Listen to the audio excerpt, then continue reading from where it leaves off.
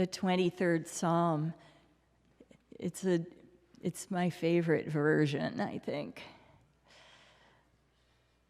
Of course, many of you are familiar with it, and I want to begin by saying that my favorite line in the 23rd Psalm is where it says, "You set a table before me in the presence of my enemies." In the song, it was the presence of my foes. In the Jewish Study Bible, it says, "You spread a table before me in full view of my enemies."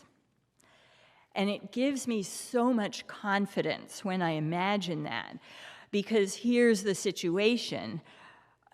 More and more places in the world are engulfed in war and devastating attacks from all different sides, whether from the forces of power or from individuals with guns and bad intentions. We, Unitarian Universalists, we still believe in democratic engagement, but our context gets worse and worse, more and more scary, more and more treacherous every week, right? Every week we are feeling more endangered. And please vote in the state and local elections, of course. But I'm here to tell you, no matter what happens in the next election, we will still gather. And that table, that promise of the table, is still here.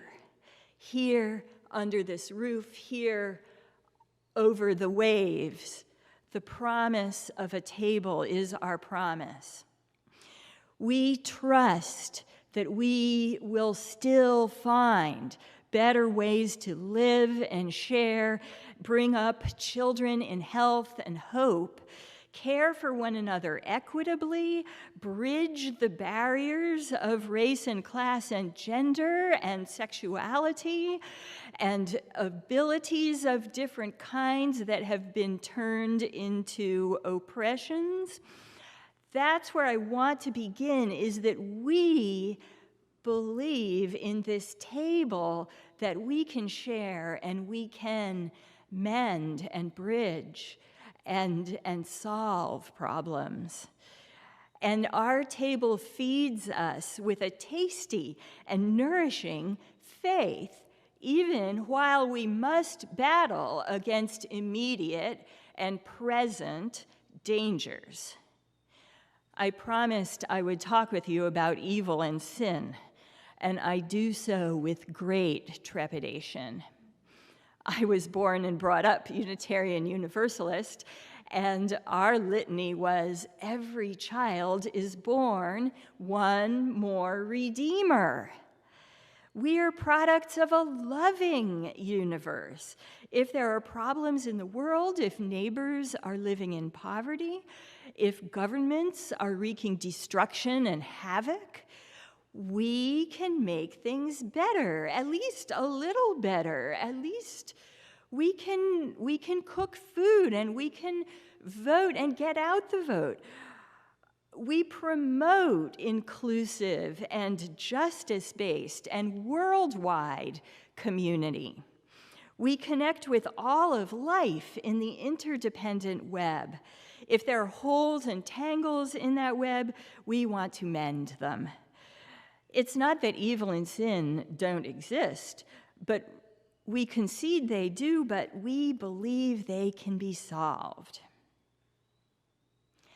So I believed this until I began to encounter what seemed like hypocrisy in my former church. This is a story that happened to me almost 20 years ago now, and it was a hard, difficult experience that became part of my motivation for ministry and for chaplaincy. Part of what brought me here, right now. In any church, there has to strike a balance between boldness in representing our incarnational call, our faith in the wider world, and the degree of readiness among the people right here to connect that boldness to our own spiritual depth and our ability to relate to one another and love one another into action.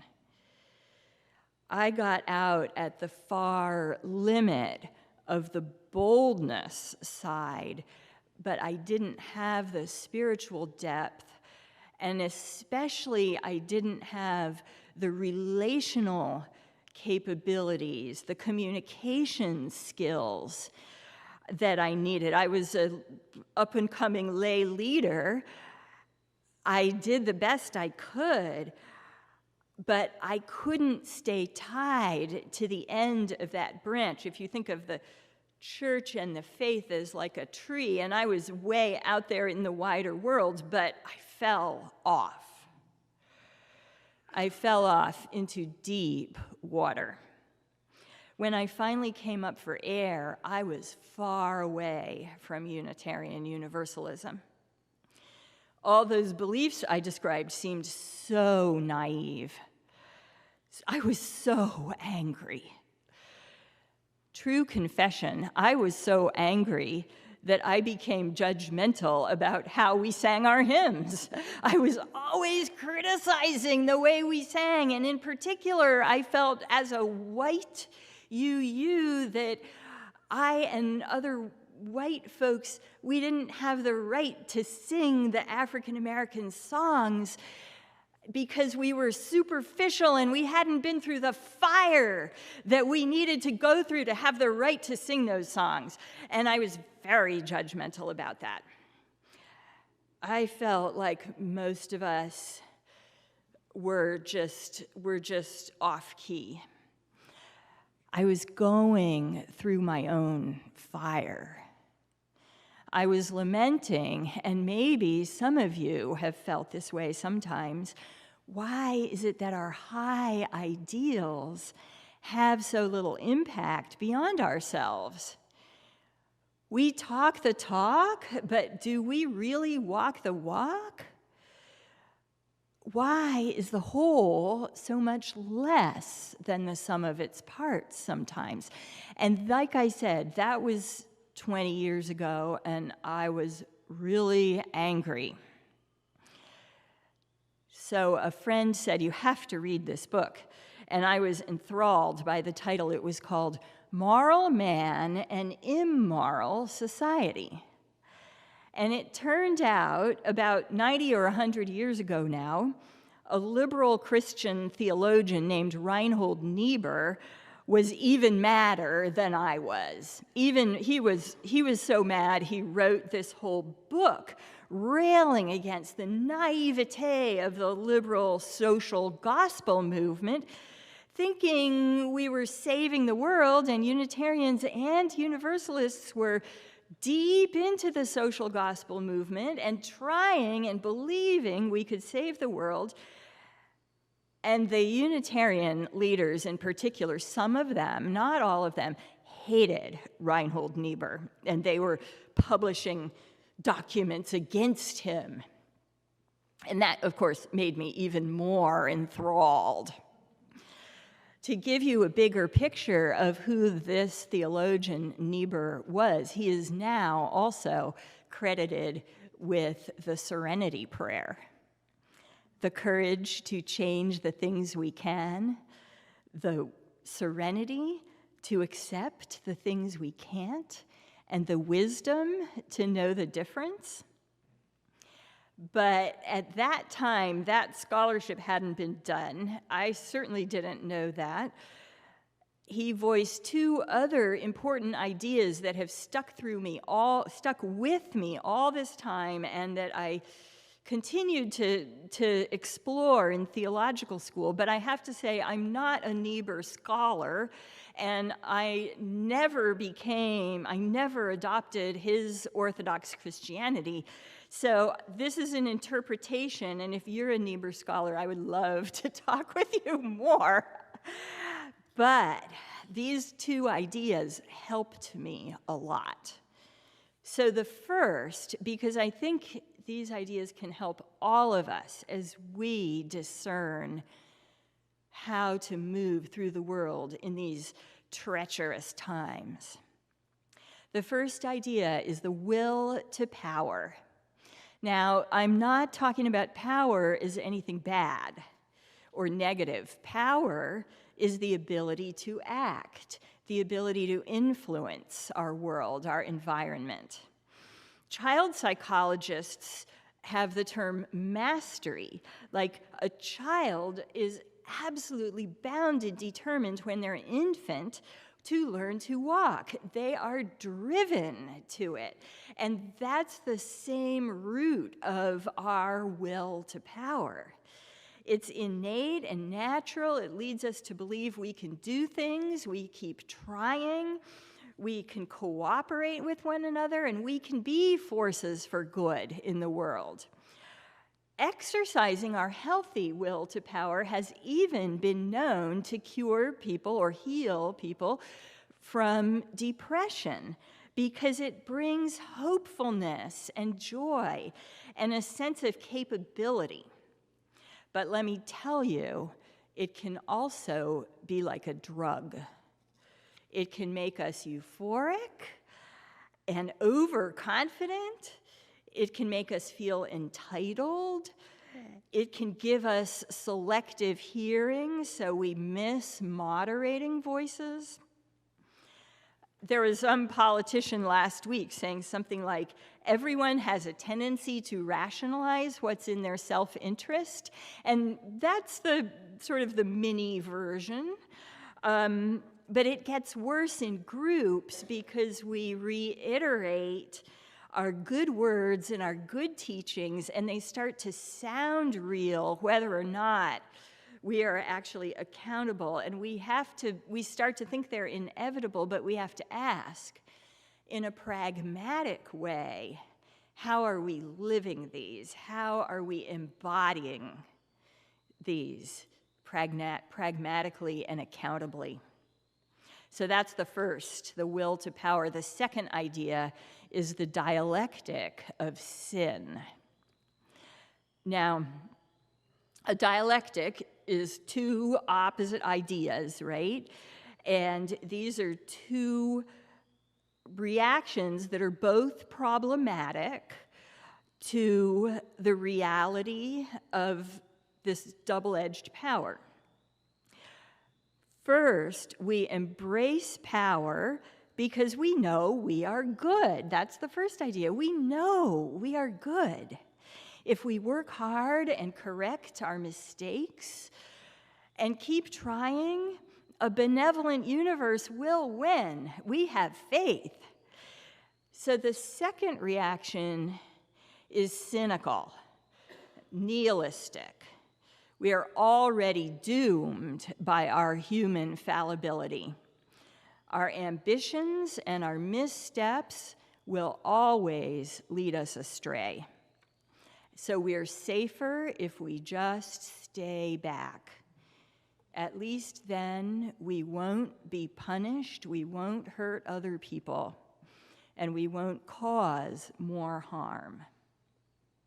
Now, by sinful, what I mean is separated from what we believe in as holy, separated and broken away from the meaning and purpose that we truly, honestly seek in our spiritual lives. So both of these ideas, the first one is reckless and naive. It lets our egos rule. But the second one is fear-based, and it shrinks the power that we really do have. It takes us away from the courage to change the things we can and lets us off the hook. So ever since then, I've been struggling and working on these this dilemma, right? The double-edged sword, the dilemma. And like I said, I never became an Orthodox Christian. I am still truly skeptical about many of the more conservative teachings, and I don't believe that Jesus is the same as God. But here are two Unitarian Universalist answers that I came up with. The first, and this is a word that has been brought out from the teachings of Dr. Martin Luther King Jr., mutuality. When we exercise power, we can never see ourselves fully because we live inside our existential limitations, our psychology, and our social location. Our mirrors are warped, our blind spots can be very wide, but what we can do is notice our vantage point. We can notice how others see us and how we appear, and what is our relative power position in any given situation, because that can change. We can use that to build relationships that bridge gaps and see ourselves from different points of view. If we get out to the far edge of our comfort zone and reshape our patterns of interaction, it can be extremely humbling, but we get a lot wiser. So King's famous words, "We are caught in an inescapable network of mutuality, tied in a single garment of destiny." It's like we have to activate that network. We have to weave, and not in a paternalistic way, but in mutuality, we have to weave that shared garment of destiny. So that's the first remedy. The second remedy, the first remedy, very carefully, we are going to be powerful, but we must be very careful about it and humble about it. The second remedy is the correction to the escapist and avoidant side might look a little like the escapist avoidant side, but it's not. We have to just stop sometimes. Without navel-gazing, without hiding, just drop everything. So there's a social media feed called the UU Hysterical Society. Has somebody seen that? And it had this post to the effect of, "I don't know why my health insurance doesn't pay for my chickens, because every time I hug my chickens, my blood pressure drops." Well, maybe it's your dog or your cat or your dear friend. For me, it's my worms. I have a worm bin, and please forgive me for saying this. I don't hug my worms, I dig them. I hate puns, but I couldn't resist. My worms are smart, they are peaceful, they wiggle around, they eat my food scraps, they take me to ground. So we have to wiggle around, we have to eat candy, play, hug a tree, wear silly costumes, take a real vacation. It doesn't have to be a fancy vacation, just a real rest. Sing, dance, enjoy life, and go to ground. Be like a child to enter the kingdom of heaven, as my Christian friends say. Or as the Zen teachers say, beginner's mind. Cultivate beginner's mind. Drop the stories, dwell in the moment. Practice peace. So this is a quote from a Buddhist teacher I recently discovered, Norma Ryuko Wong Roshi. And Wong Roshi says, if we are to go to ground, let it not be to hide. What use are we to ourselves, our people, our world, if we are to curl up in a ball and while our time away, fingers in our ears, pretending that this too shall pass? If we are to go to ground, let it be to reach into the fertile soil, to drink the waters of renewal, to acknowledge the sun within us, this light. So in the words of the song that we are about to sing, and you are welcome to start playing it so we can start to hear it, let us lay down our burden. Lay down our burden down by the riverside. Study war no more. So please rise in spirit and sing together as you are able. Sing together wholeheartedly. Sing together hymn number 162. Has everybody found it? The actual first line is going to lay down my sword and shield in this version.